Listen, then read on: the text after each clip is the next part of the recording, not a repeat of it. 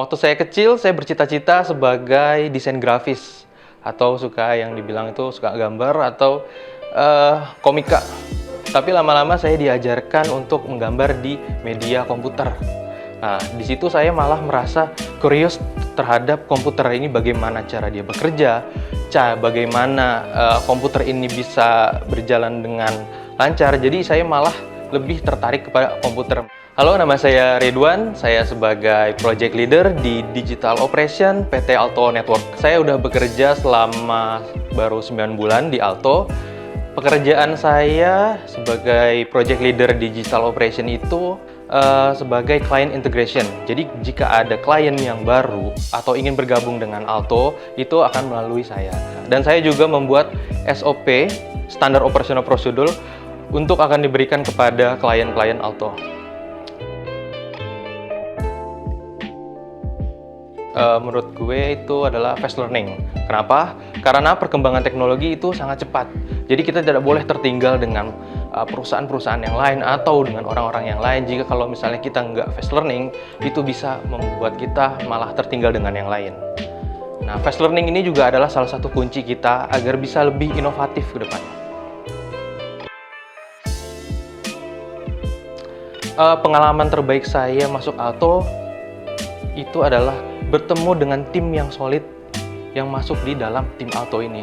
Jadi kenapa? Karena di Alto ini kekeluargaannya itu sangat kental. Jadi ketika kalau misalnya kita udah enak kerja di kantor, berteman dengan yang tim yang solid, itu membuat pekerjaan kita tuh semakin ringan. Jadi kita saling membantu, saling support satu sama lain. Itu yang paling berkesan menurut saya waktu pas masuk Alto ini.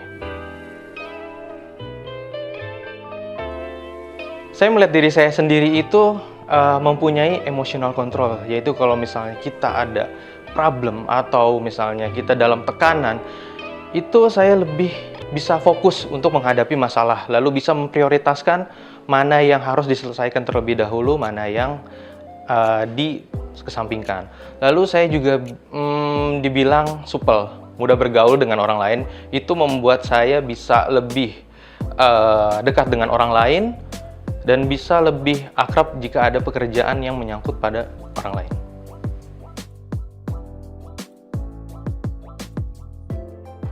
Leader yang baik menurut saya adalah leader yang bisa menjadi role model bagi anggota-anggota timnya.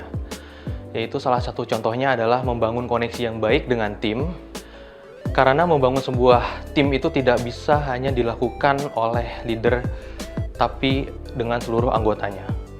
Dengan memiliki hubungan yang baik dengan anggota tim dan hubungan rasa saling percaya, saling pengertian antar pemimpin dan anggota itu, sehingga menciptakan budaya kerja yang positif.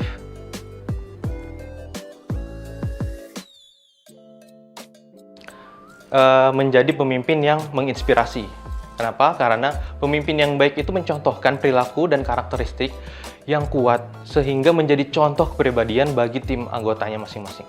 Mungkin sudah jalan ya, karena masih banyak juga yang ingin saya pelajari, yaitu menjadi pemimpin yang lebih mempunyai karakter yang lebih kuat, memiliki disiplin yang tinggi, komitmen, kejujuran, integritas, kredibilitas, dan kepedulian terhadap memiliki cara pemimpin itu adalah sebagai pelayan.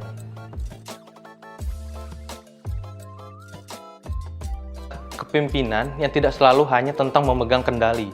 Seseorang pemimpin yang baik itu memahami kekuatan mereka dan memahami kelemahan mereka dan berusaha untuk meminimalkan kelemahannya tersebut. Leadership is not about being in charge. Leadership is about taking care of those in your charge. Yang dibutuhkan saat ini menurut saya adalah sharpen the saw. Karena kondisi pandemik saat ini, saya harus memperbaiki, yaitu namanya physical dimension, spiritual dimension, ada mental dimension, social dimension. Physical dimension itu saya harus memperbaiki dengan istirahat yang cukup, berolahraga secara teratur. Lalu ada spiritual dimension, yaitu mengingatkan kita terhadap keimanan, terus rajinnya beribadah, itu meningkatkan spiritual dimension kita. Lalu ada juga mungkin mental dimension.